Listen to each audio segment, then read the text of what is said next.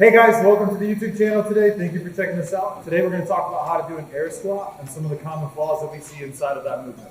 Okay guys, to get set up for the air squat, you're going to want to put your feet just outside of your hips, angle your toes out slightly, and then from there, we want to reach our hands straight out in front of us and bring our hips down to just below our knees. When we're doing this movement, we want to make sure that we stay back in our heels, and that at the top, we stand all the way up so our knees and ankles are all the way locked out. Okay, some of the common flaws that we see in the air squat and squats in general, but specifically the air squat, we see the chest drop and the hips stay too high. So we're not quite getting to depth and we're putting a lot of stress on our lower back. To fix this, we want to reach up overhead as much as we can. We're not necessarily worried about being in a good overhead squat position. We just want to have our arms reaching for the ceiling to force our chest up. Or you can stand in front of a box and bring your butt down and touch your butt to the box and then stand right back up. That may help you keep your chest up and get your hips down to depth, or at least working down towards depth.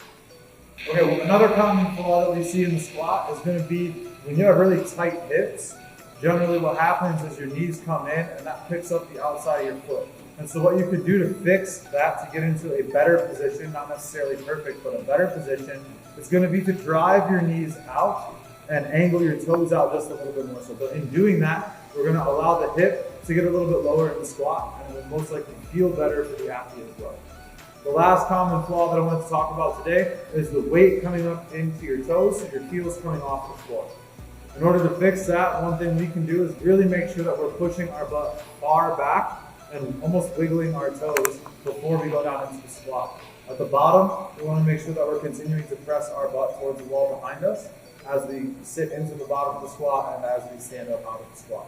Thanks for checking out the YouTube channel today, and hopefully you found that helpful. Make sure you guys use those tips next time you're doing squats in your workout. If you're enjoying the content, make sure you guys click subscribe and then hit that notification bell right there. We'll see you guys in the next video.